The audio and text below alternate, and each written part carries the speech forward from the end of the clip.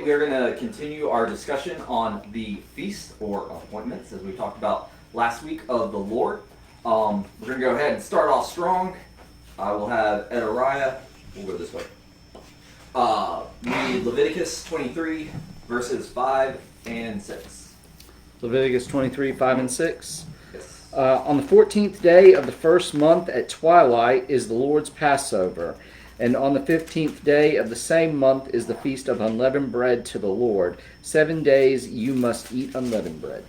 Okay, so today's main topic of discussion is going to be the Passover.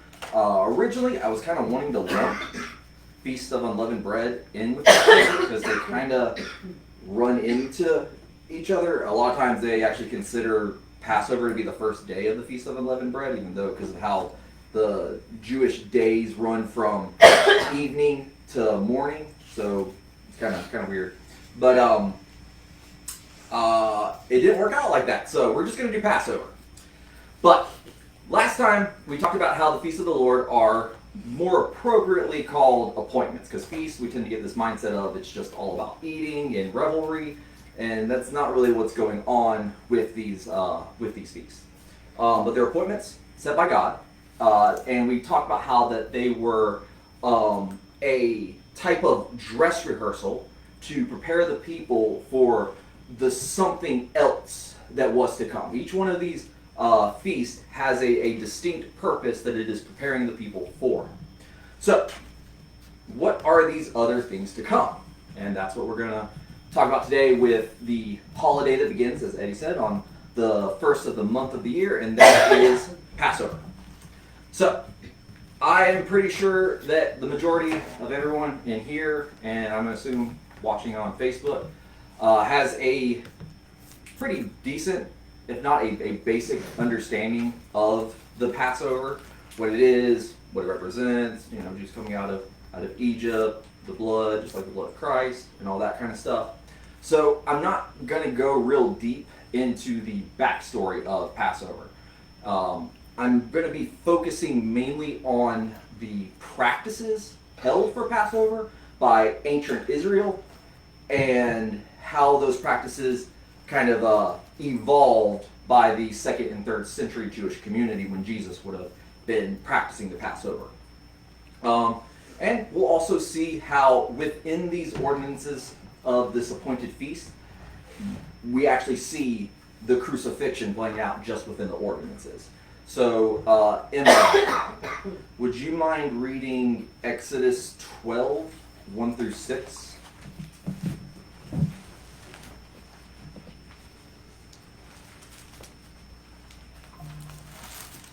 Excuse me.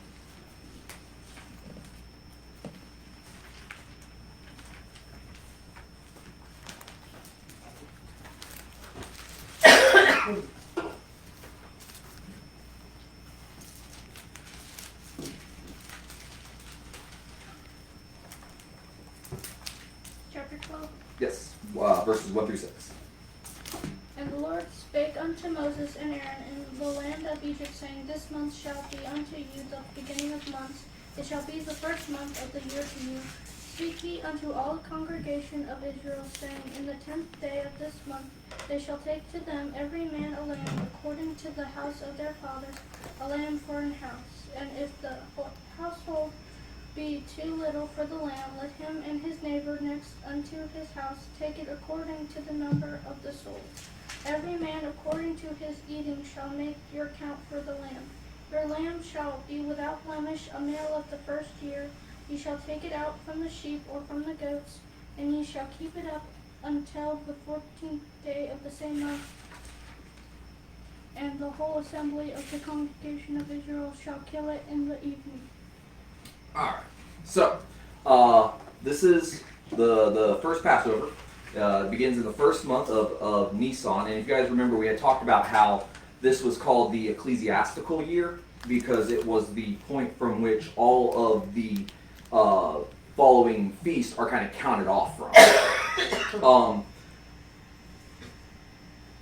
Now, and I kind of threw this in here to also correct myself from the other week, as I have also recently learned. This was the first of the year set by God. However, that has kind of changed as far as by the calendar goes when you look at it, because Rosh Hashanah is celebrated, if you remember, here's my board, Rosh Hashanah is celebrated in Tishrei, right? And Rosh Hashanah is the Jewish New Year. Well, what I learned about that is Rosh Hashanah is actually Yom Teruah, and Yom Teruah is the Feast of Trumpets. So Rosh Hashanah is the Feast of Trumpets, the Feast of Trumpets is Rosh Hashanah. And we're not going to talk in depth about it, but the name change is actually a result of their exile in Babylon. And that's where the name change came from. And when we talk about Yom Teruah, we'll go into detail, but it's kind of messed up that this feast in particular is the one that got played with. So, but we're gonna talk about that when we get there. But so in the first month, on the 10th day, that is technically when the events for Passover will begin. It's not Passover, but it's where the events begin for Passover. And remember, 10th day, that's an important one when we get to it later on. But on the 10th day, the houses, so this would be every house in Israel, the houses would go through this selection process of what would be their Passover lamb. And it was to be a 1-year-old goat or a lamb without any blemish, a male, and it was supposed to be per household. Now, if a household was not big enough that they would be able to fully eat and consume the whole lamb, they would actually go and they would share it with neighboring families, so that they to reduce on waste. Because again, this is supposed to be like a holy and consecrated meal with the Passover lamb. So they were trying not to waste it, and then anything that was left behind that just could not be eaten, the following morning it was to be burnt up. But one thing that I want you guys to take special note of is that when you read the ordinances for the Passover, you see that it is this community event, right? Because as it says in 12:47 of Exodus, all the congregation of Israel was to celebrate it. It was a big community event. Each person had their own lamb that they were eating on, right? And they were the ones that also slaughtered it at the doorpost kind of thing, and then they would dab the blood. This was for the first Passover. Obviously, they did that in the desert. But for this first one, it was a big community, everyone having their lamb, everyone sharing, celebration. But after the lamb was selected, the people would then keep that lamb until the 14th day of the month, where they were to slaughter the lamb at the doorpost. They were to roast the flesh by fire, and then consume the whole lamb with unleavened bread. And that's again why we kind of go into the Feast of Unleavened Bread. Passover is the 14th, Feast of Unleavened Bread is the 15th. Consume it with unleavened bread and bitter herbs that same night, with anything left to be burned in the morning. So that is the groundwork for what we are mostly going to be discussing today as we dive into the practices of the Passover.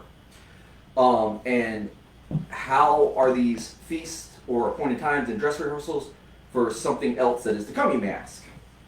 For that, we got to go to the New Testament, and we're going to jump over to John 12, and we're going to start with verses 1 through 2.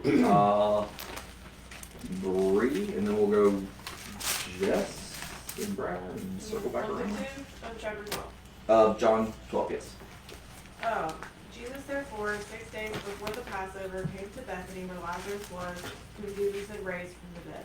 So they made him a supper there, and Martha was serving, but Lazarus was one of those sitting at the table with him. Alright, so this is 6 days at this point. Jesus has resurrected Lazarus from the dead, and it's 6 days before the Passover. So it's Nisan the 8th at this time. But Martha is making supper. So why does that matter? So when we look at this, we have to change our way of thinking real quick, because a new day for the Jewish community would begin at sunset, right? It would be sun, so it would basically be evening to morning, whereas we like to view it as morning to evening, right? in the Jewish community, that's not how it worked. And are you guys familiar with why they run it from evening to morning? No. Okay. So, I'm not saying Eden, but if we go back to Genesis, right, and we look at the days of creation, right, let's say, the first day, right, God said, let there be light, and light was good, and God separated the light from the darkness. God called the light day, and the darkness he called night, and there was what? Evening, and there was morning on the first day. And that's how it is for each and every single day. It always says, and there was evening and morning on whatever day it follows. So that's why the Hebrews have their starting time of the day to begin at evening and then run to morning. Right? It's kind of weird. You're looking at me like, where's he getting this from? No. Okay. It's just from evening to morning, you're in the dark most of the time. Right? Yeah. People are sleeping for the first half of it. Yeah. It's weird. I agree. But that's where it comes from. So, But that also makes a lot of sense with how some people argue about the 3-day rule, about Jesus being in the tomb Yeah. oh yeah, because Yeah. he died.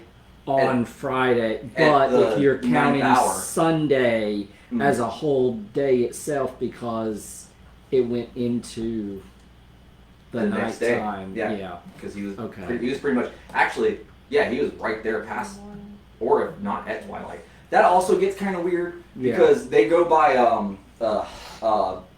Halak time, and it's basically the day is divided up into it goes by the sun, and it's 1/12 of a day. But the thing of it is Halak time is not always 60 minutes because it's based on the day.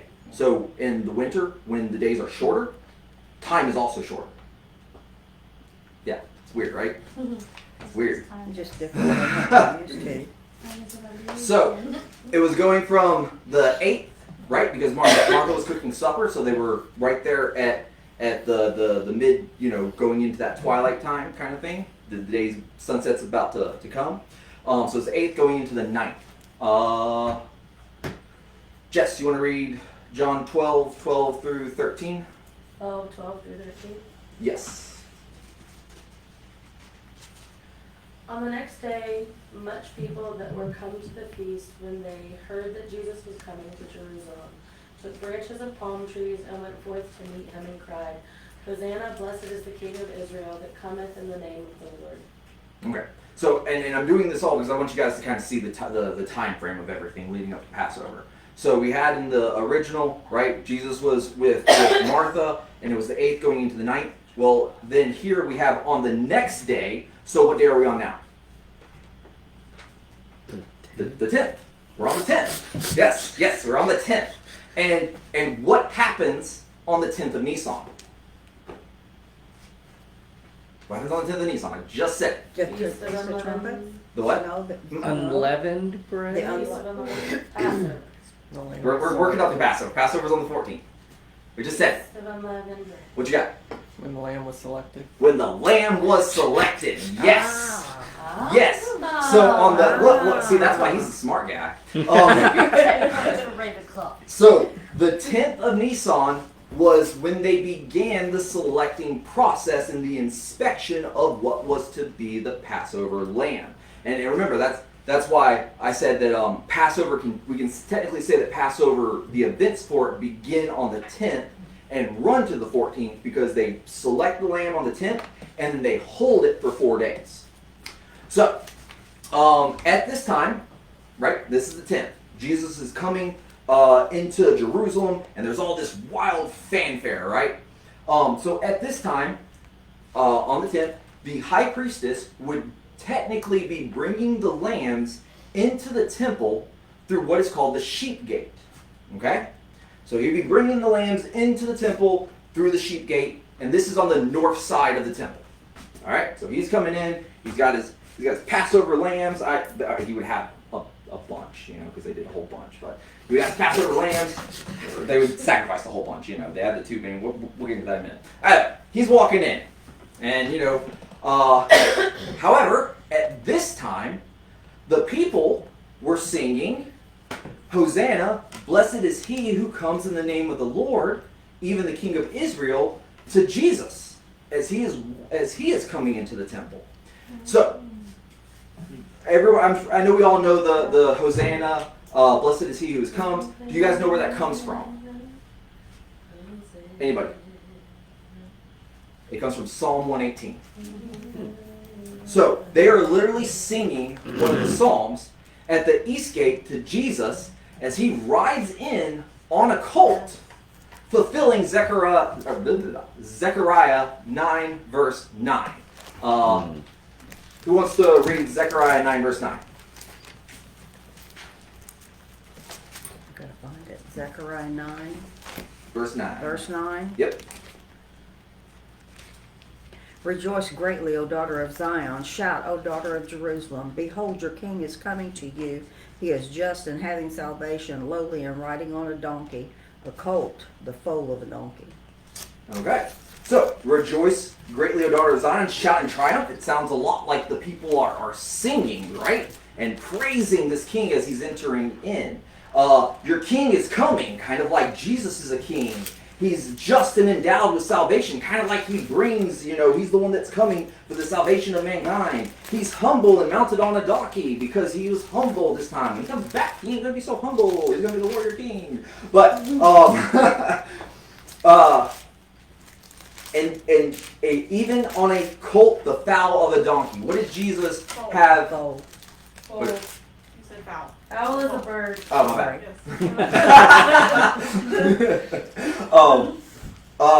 What did Jesus have Peter do prior to this? Tell Peter to go do something. You guys know? I'm sorry, I do a lot of questions. I do a lot of questions with the kids. He sent two of the disciples to go find a place to have the Passover. Before this. Oh, well. Go get the donkey. He has them go into town and he has them talk to someone and he says, he tells them where to go and he says that they're going to have a donkey for you. Ask to take it and they're going to give it to you. Sure enough, they go in, they ask, they give it to him, they put Jesus on that donkey, he rides in, fulfilling Zechariah 9, verse 9, even too as the people were singing, Hosanna, blessed is he who comes in the name of the Lord. So, other than prophecy, why is this important? Well, it's more prophecy. So, as I had said, what they're singing for that Hosanna is from Psalm 118. And we can take a look at it real quick. It's Psalm 118, verses 24 through 27. I'm just going to... Psalm 18, 24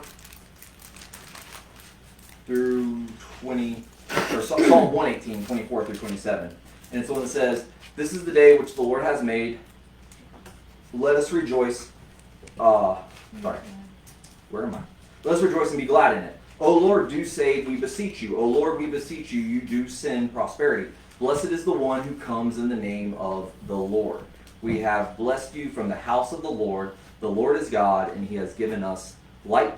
Bind the festival sacrifice with cords to the horns of the altar." So, they're singing Psalm 118, and this is one of 6 psalms that are part of something called the Hallel, right? So the Hallel is in essence, Hallel first of all just means praise. It's where the word hallelujah comes from. But it means praise, and the 6 psalms were Psalms 113 through 118. And kind of think of it as almost like a hymn book. This was the Jewish hymn book, if you will. You see, during the Last Supper, right before Jesus goes to the Garden of Gethsemane with the disciples, it says that they had sung a hymn. They were singing Psalm 118, because that is traditionally what would be sung at Passover. So they were singing that right before Jesus went to the Garden of Gethsemane to be betrayed. So these hymns, if you will, would be sung during many of the major events and festivals obviously one of which is Passover. Well, Psalm 118 is of great significance, and it is traditionally sung where? At Passover, and it's traditionally sung at the north gate as the high priest brings the sheep of the Passover offering into the temple. Yet, here is Jesus coming from Bethany, where Bethany's in the east. Jesus is coming from Bethany in the east and going into the temple through the east gate. He's coming from the east, so obviously he's not going to make a circle around. He's coming in, he's going to go in through the east gate where the people are singing about the Messiah to the Messiah. This is why I wanted to call it Passoverception.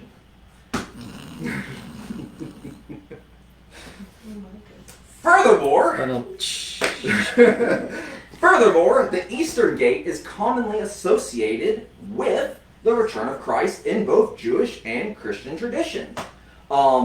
Sambino, you want to pull up Ezekiel 44 and then read us 1 through 3?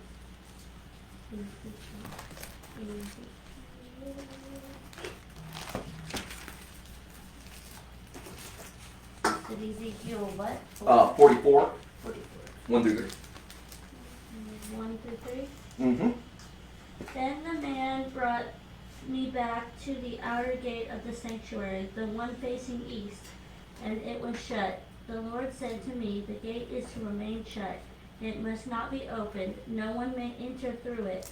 It is to remain shut because the Lord, the God of Israel, has entered through it. The prince himself is the only one who may sit inside the gateway to eat in the presence of the Lord. He is to enter by way of the portico of the gateway and go out the same way. Okay, so the Eastern Gate that Jesus is passing through right now, as he's entering in to Jerusalem, or entering into the temple. This Eastern Gate was sealed by the Ottomans in the 16th century, so no one is going in or out of it. And it is viewed that Jesus, on his second coming, will enter through this gate to the third temple to restore its glory. Now, that being said, Ezekiel 44 is talking about the millennial temple, right? We know the millennial temple is separate from the third temple, because the millennial temple is going to make the third temple look like nothing, right? Right? Eddie, right? Yeah, Looking at yeah. because No. you talk about this a lot, and I was really scared about this part. It is the temple and the city that will encompass the temple will be so large that technically the geographical location of Jerusalem cannot hold it, which is why we theorize that many of the earthquakes and earthly disasters that will rain on earth during the 7-year tribulation are targeting Jerusalem's city, and why one of the earthquakes says specifically that it splits Israel into 3, and there is a prophecy, I cannot quote exactly, I think in Ezekiel or Jeremiah 1, that talk about how that Mount Zion will come forth from a split of the city. Wow. See, I knew when I said this, I was like, Eddie's going to come with the good stuff. So basically, they'll make the third temple look like a broom closet. Yes. So, either way, that being said, what's being talked about in Ezekiel 44 is 100% the millennial temple, because that's what Ezekiel was shown. So, this is one of those things that we have speculation, and it's okay to speculate and to theorize, that's fine, but we cannot create a doctrine around a single verse, okay? Because Jesus very well may come in through the third temple, and that's great, but if he doesn't, I don't care, because it's not ever really directly said that. You guys get what I'm saying? You know what I'm saying? I like to think that it'd be really cool if it remains sealed. I just want to see Jesus coming and kicking the door. Yeah, Boom! He's just like lightning, like it just blasted open. That'd be so dope. I'm here. What's up? Lord, see, we have fun. So all this to say, on the 10th, as the high priest was bringing the Passover lamb into the temple, Jesus, the Lamb of God, without any blemish, is also being brought into the temple. Right? You see those two things happening at the same time. So, now let's talk about the Passover Seder. By the way, shameless plug, Eddie does a Seder Every year, yeah, every year. Yeah. Yeah, and all are welcome to come, and it's a good time. The food's good. And the Also food's makes good. a really good apple salad. Yeah, it's fun. I say everybody makes good food. So show up. All All 513 of you. 513 of you. It's a potluck. We're gonna have to pull out the folding table on this We one. can pull out the tent. Yeah. Yes. But please bring a covered dish. A kosher one. Kosher covered dish. Moving on. All right. So Passover Seder. So a lot of these traditions at the Passover Seder are very different from what we saw in ancient Israel, right? Obviously, because things have changed over time. We've gone from where they were each doing it at their individual house to now we have a corporate place of worship and prayer that they're bringing the sacrifices and that the high priest has. So, but these practices were enacted around the 2nd century. So these would have been the traditions that Jesus had practiced. It wasn't just one thing that he did this one time. It was a tradition that he would have practiced throughout his entire adult child. What is it when you're not an adult but you're also not a child? Puberty. Adolescence. Puberty. Adolescence. Yeah, adolescence. Okay, we'll say adolescence. Or teenage years. Or juvenile. So during the Seder, the youngest child would ask 4 questions, right? These 4 questions were, number 1, why do we only eat unleavened bread on this night? That's the first question that the child would typically ask. And the parents would always respond. They would, or I say would always respond because I kind of summarize this. But it represents the haste of the Israelites' departure from Egypt because the bread did not even have time to rise, right? When Passover came and the firstborn died, game was on, it was get out kind of thing, right? It was go, be on your way. Question number 2, why do we only eat bitter herbs on this night? So, the bitter herbs reminded them of the bitterness of slavery. Pretty simple. This is the fun one. Why on this night do we dip twice when traditionally we do not dip even once? So, I found a few answers for this one.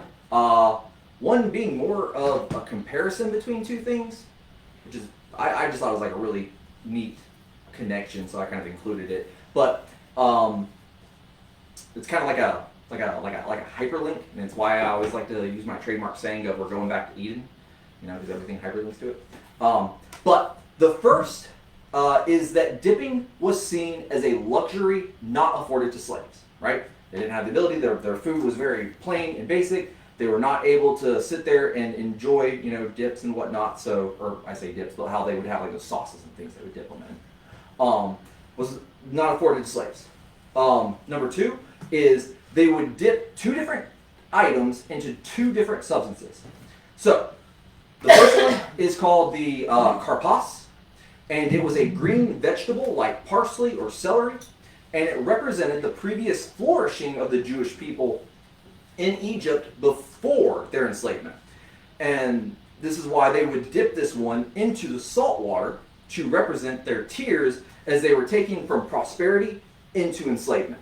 So that's the karpas, the green vegetable. It was going from good to bad. The second thing that they would dip was called the cheseret. I think I'm saying that right. And it was a bitter herb, such as romaine lettuce. And again, this was representing the bitterness of enslavement, but it had a twist. This one was dipped in a mixture of fruits and nuts that was called the caroset. We actually have that here at Passover that you can try, only if you come, because we can't pass that through the webcam. But it was called the caroset, and depending on where you look at this, it was saying that the dipping was done to represent the mortar that was used in the building of the pyramids, or it was to represent the bitterness of slavery and the sweetness of their freedom. So 2 different ones on that one. I thought that one was pretty cool. And then the one that I just kind of included for funsies is it represents the dipping of blood that marks the beginning of the Jews' exile into Egypt and the end of their exile from Egypt. Now, this one you kind of got to make some connections with.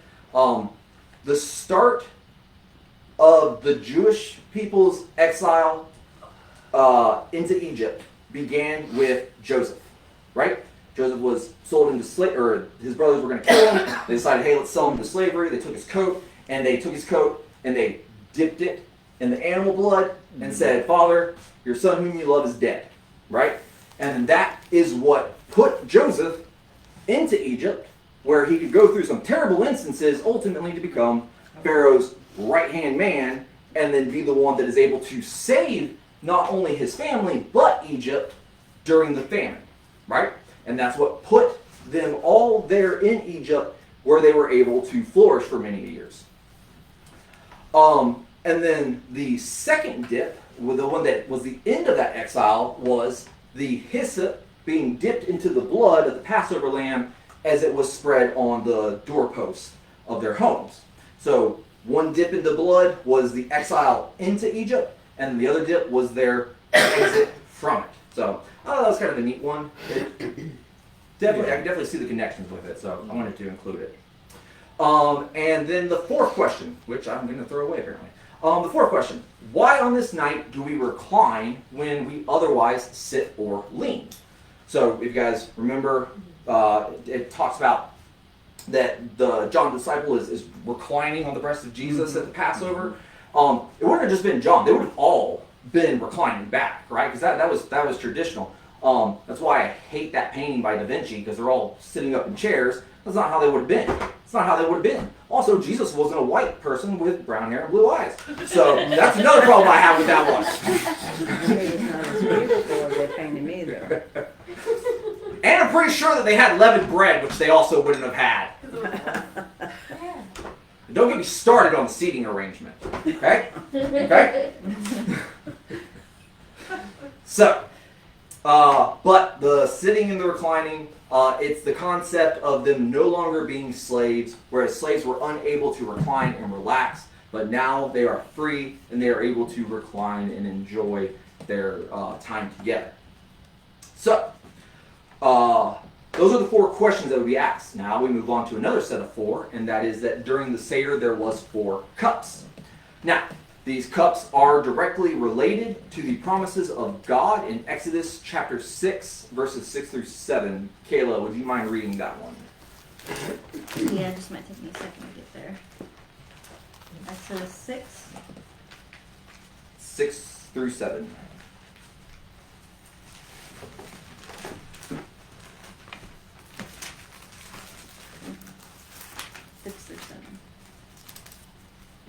Lord, wherefore say unto the children of Israel, I am the Lord, and I will bring you out from under the burdens of the Egyptians, and I will rid you out of their bondage, and I will redeem you with a stretched out arm and with great judgments, and I will take you to me for a people, and I will be to you a God, and ye shall know that I am the Lord your God, which bringeth you out from under the burdens of the Egyptians.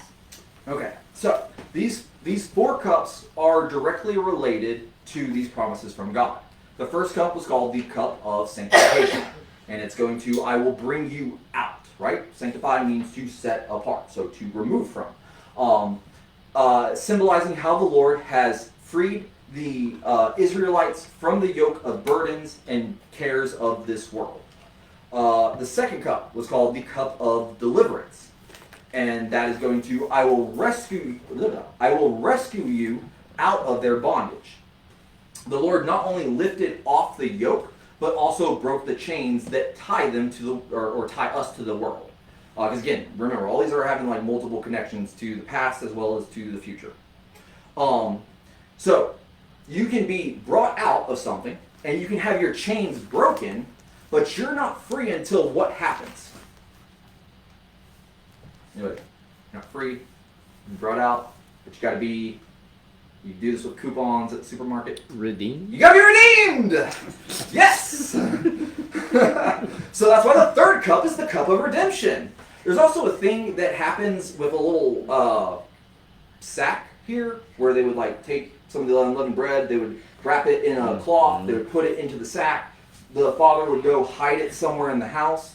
And then the child would go and find it, and they would bring it out later. This is where that would kind of be revealed, but I didn't go into all Called the that. Afikomen. There you go. See, I knew she would know what it is. Have we done that at the singers? Yes. Yeah, okay, I was supposed to say, I feel like we have. Okay. Yeah. We had Isaac do it. We do it with the Messianic version, which theirs is it represents Christ and his burial, and then they take it, and at the end they take the apicome and break it up into communion. Yeah. Yeah.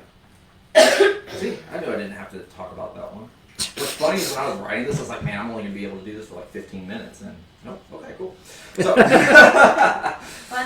fact, discuss Passover. When we went to the one at the temple, we were the youngest ones there, and I asked the 4 questions. really? Yes. See? Well, youngest one's there by about 20 or 30 years. I was in fact the baby. I'm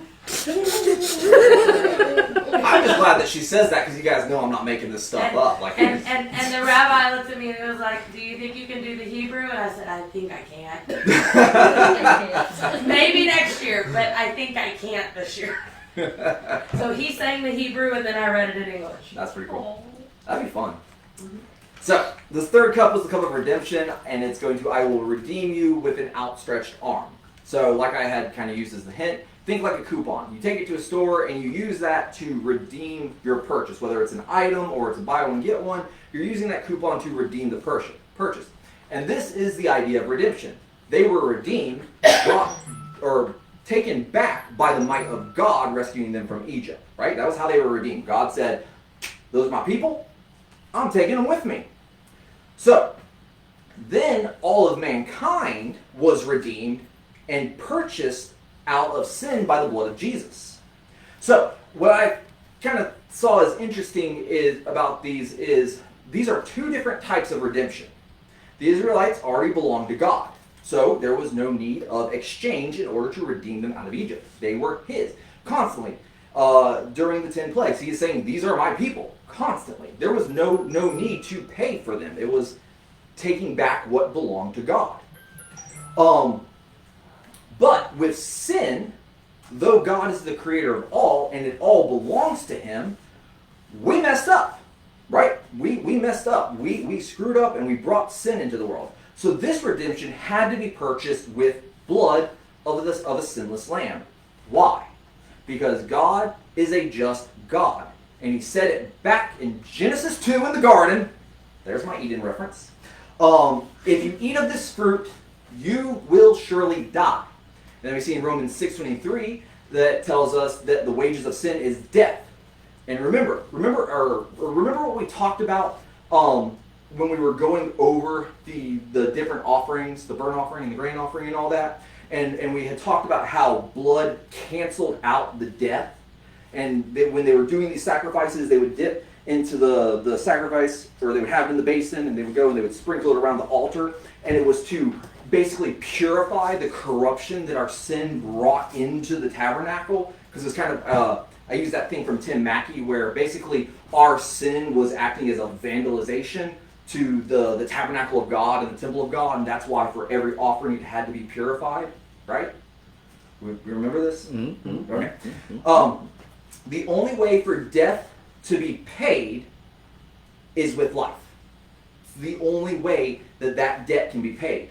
And through Jesus offering His life, our debt was canceled and we were given life more abundantly. And the 4th cup was the cup of acceptance. It goes to, "I will take you to me," symbolizing the presence of God amongst the Israelites as He traveled over them in the Shekinah, and He led them by the fire at night, and would meet them in the tabernacle where He dwelled among the people. So, it's off to the big pot now. We've talked about the Hallel, we've talked about the questions, we've talked about the 4 cups. So, now we're going to look at the actual sacrificing of the Passover lambs. I'm almost done, guys. So, traditionally, there were 2 lambs sacrificed. There was the morning sacrifice, and that was called the Tamid. And this was the continual burnt offering that was to be kept on the altar, right? When we had talked about the burnt offering, this is the one that was continuously on the altar, once in the morning, once in the evening kind of thing. And this would have been traditionally offered in the 3rd hour, so approximately 9 a.m. And the evening sacrifice that was offered at twilight, or approximately 3 p.m. And this was the Passover lamb. So, Miss Bonetta, you want to read Mark 15, 22 through 25?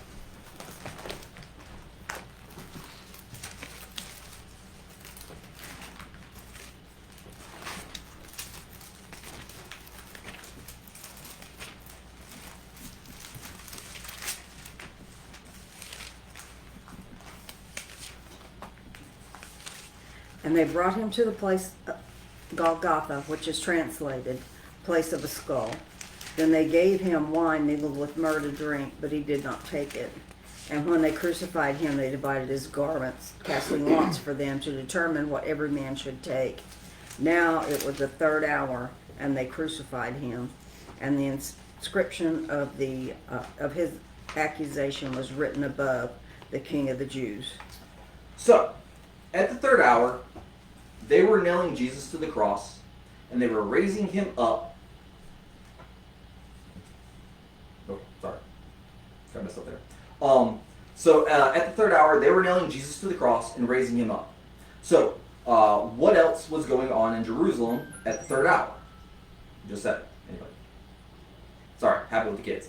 At the 3rd hour, that's when the Tamid, the morning sacrifice, was going up. So as Jesus was being nailed to the cross, the morning sacrifice was being done. And remember, the Tamid is essentially that burnt offering that's supposed to be continuously burning. And you guys remember what the purpose of that burnt offering was when we talked about that? You guys remember what the semblance behind that one was? It's okay, because I'm going to remind you right now. It was an offering of atonement, and it was to burn continuously because it was the olah, right? It's the olah.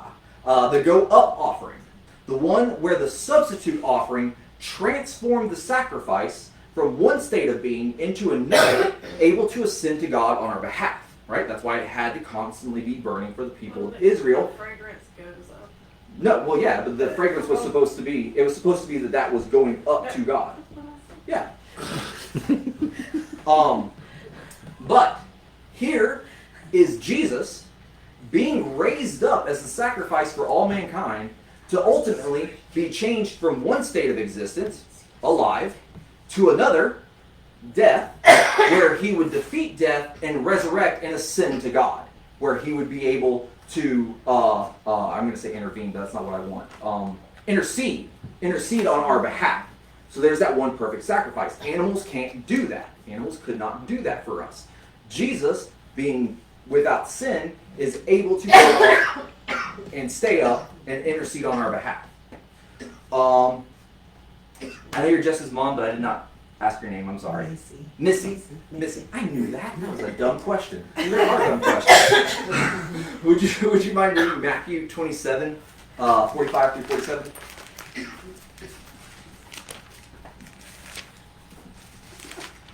(27) 45 through 27. 45 through 47, yes ma'am. Now from the 6th hour there was darkness over all the land until the 9th hour. And about the 9th hour Jesus cried with a loud voice, saying, I gave you the hard one. Eli, Eli, lama. What is it? Sabachthani, I think is how it's. That is to say, my God, why hast thou forsaken me? Some of them that stood there when they heard that said, this man called for Elias. Read the where? 47. You got it. So, darkness fell over the land at the 6th hour, right? Approximately what time would that be? The 6th hour? Mm-hmm. Would that depend on when sundown was? No, because it's separated into 12s. It would be noon. It would be noon. Close. Yeah, you're close. Because you're okay. So you stay primed and ready for the next question. So that's noon until, and it says the darkness went from the 6th hour, so noon, until the 9th hour, which is 3 p.m. All right. What else was going on at 3 p.m. Approximately? The other sacrifice? The Passover lamb is being offered. 3 p.m., the Passover lamb is being offered at the same time that Christ is going through, calling out to God. He's about to get the drink, and then he's gonna give up the ghost, as it says. Christ gave up the ghost at the time that the Passover lamb was being sacrificed. So the Passover lamb is being sacrificed at the time that the Lamb of God is passing. It's a dress rehearsal. It's a dress rehearsal. Something they had done while slaves in Egypt that resulted in their liberation came to its full completion with the death of Christ. Right? That's pretty wild when you put it all together. You see that these things are not by happenstance.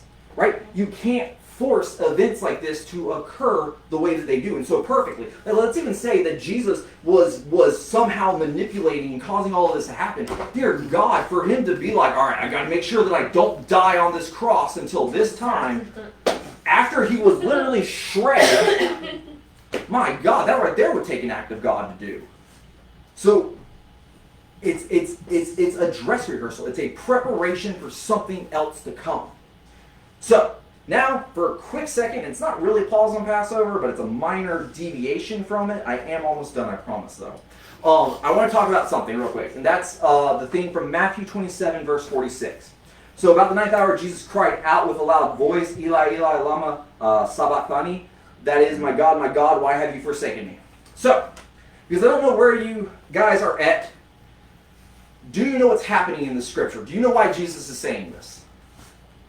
Is it because Jesus completely forgot what God was having, what he was down there to do? He just said, oh man, all the blood's rushing out of my body. I've forgotten what's happening now. Either one. God can't be in the presence of sin. God can't, well, that is true. That is true. What you got? Because isn't that when God turned away from Jesus because he was bearing our sin? So there is the separation. There is the separation. And then he actually felt that separation. And he actually felt that separation. But both of those true. This verse that is often taken out of context and made to mean the exact opposite of its true meaning for some reason. And I'm going to say this as politically correct as I can. But a brain-dead moron can take a single verse out of context and apply a desired meaning to it and call it truth. Alright? Anybody can do that. Alright? This is why it's so important that we understand the surrounding concept as well as the cultural and societal practices of the Jewish person, not the American person, because now I'm all fired up. American people don't know squat. All right? We weren't there. We weren't there. Just, Eddie, you give me the mic, and I'm going to do what I do. Right? You got this. We don't get to look at it through our, where are we, the 25th century? We don't get to look, 20th? I don't know where we're at. I don't even care. We don't get to look at it through our view of the world. We don't get to look at it through our view of the world. We have to view it through how they would view it. All right?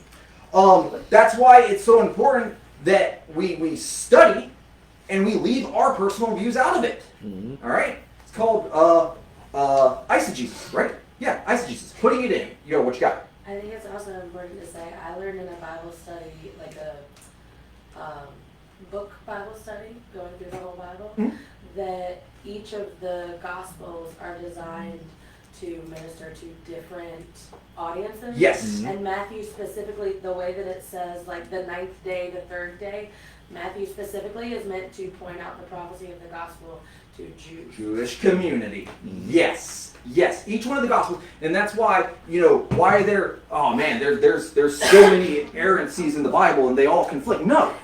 It was different writers telling their event to a separate group of people. And they were trying to explain it in a way that they could understand it. Like you said, Matthew's going to the Jewish people. That's why he uses way more scripture from the Old Testament than any of the other Gospels. And more Jewish culture, whereas John was written for new believers. That's why it makes the most sense to us. And that's also why it tends to portray Jesus as the king, as God. And that's why there's all these references to that. Yes, thank you.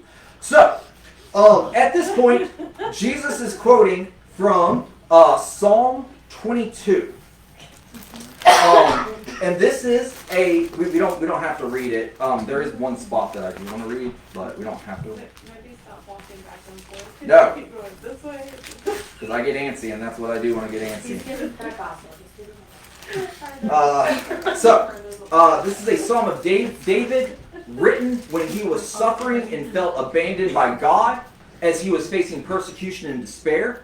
He goes from expressing his frustration to a posture of humility. He recognizes God as the giver of life who has been ever present. He recognizes the cruelty of mankind and expresses his heartbrokenness and absolute exhaustion as his stress is taking its toll on his mind and his body, because he's about to just give up at this point.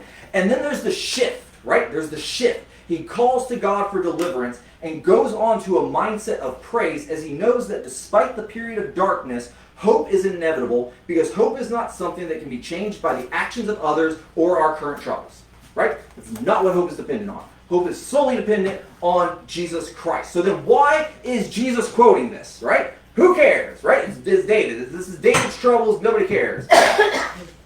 Because he is showing the fulfillment of prophecy. This psalm is a psalm of David, and it's talking about his troubles, but it's a prophetic psalm about Christ and his crucifixion. 22:14 through 18. I am poured out like water, and all my bones are out of joint. My heart is like wax, and it is melted within me. My strength is dried up like a potsherd, and my tongue cleaves to my jaws. Right, Jesus? And you lay me in the dust of death, for dogs have surrounded me. A band of evildoers has encompassed me. They pierced my hands and my feet. I can count all my bones, right? Because did they have to break Jesus' bone to check if he was dead or alive? No, they stabbed him, right? They're just like, bam, stab. By the way, that spear is not special, and nobody knows where it is. The Vatican does not have it, all right? Don't care. Don't care. All right. They divide my garments among them. For my clothing they cast lots. What did they do to Jesus' garments? They did that. They divided them and they cast lots for them. And then I'm going to jump. The whole thing echoes to Jesus, but I'm just hitting the highlights for you guys.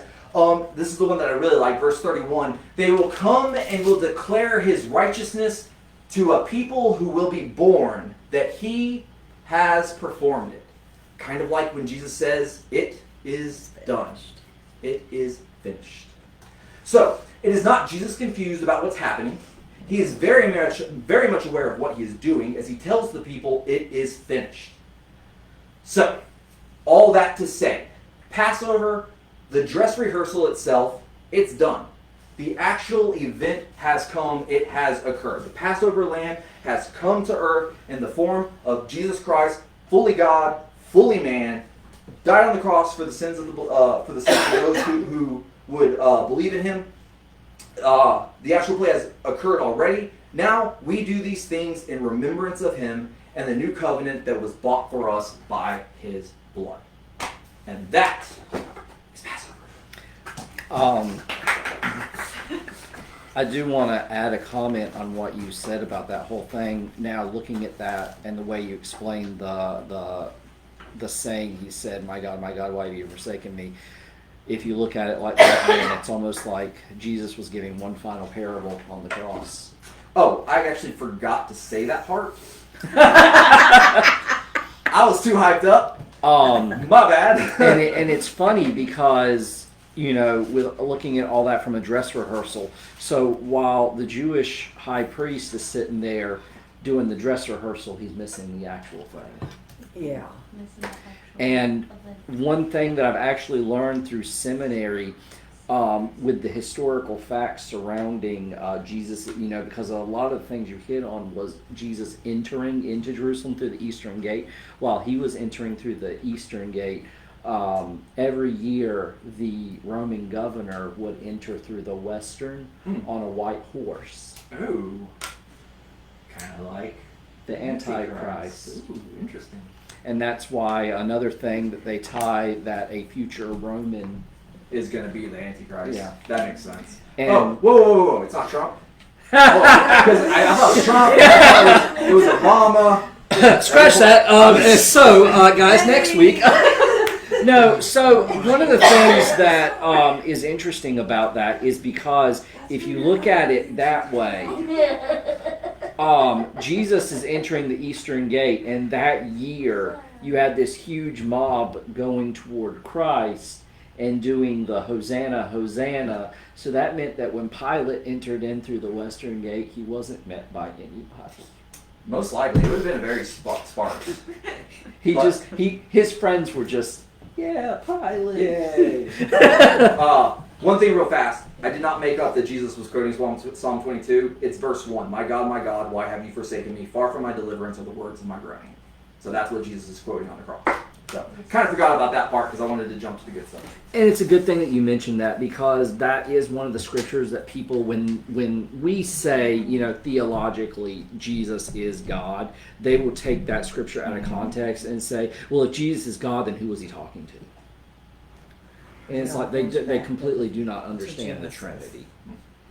I mean, no one fully understands the Trinity if we want to be 100% honest. True. It's super complex. Our minds are not capable of understanding it. But also, too, we have to understand that when Christ came into the world, fully man and fully God, and humble, there were aspects of his divinity, still fully divine, but there were aspects that he gave up. So that he could go through the human experience. Because if he's coming down and he's all like, bam, bam, lightning bolts, I can do whatever I feel like, I'm going to just, then we can't have Hebrews where it says we have a God who is able to relate with us. We have this perfect high priest who can relate with us. We wouldn't be able to say that. It would have made his trials with the devil in the wilderness completely. And it also bring out pride and all that other stuff. It wouldn't go into what basically who God is. Yeah. I mean, you want to see the full divinity of it, that's fine. You're going to have your chance at the second coming. But if you're on the wrong side of the fence, which, by the way, there is a wrong side of the fence because there's a bunch of stupid people at the end of the world. They're like, we're going to go up against Christ because we're dumb. They get eradicated. They don't even get to fight. It's like, what are you thinking, stupid? It hasn't even happened, and I'm already saying you're stupid. So do you want to take us out? Yeah. Alright guys, thank you for listening to my crazy rantings. If you have questions, you can message us on direct message us on Facebook, or you can email us at guardiansofchristministry@gmail.com. You can also leave nasty or nice comments on our YouTube page. And we also do prayer, because, we're Christian. And guys, if there's anything, this is Pastor Eddie. If you need any prayer requests this week, please feel free to message us. Again, some of y'all have been reaching out throughout the weeks, and we've been getting back with you. So God bless, and y'all have a wonderful week.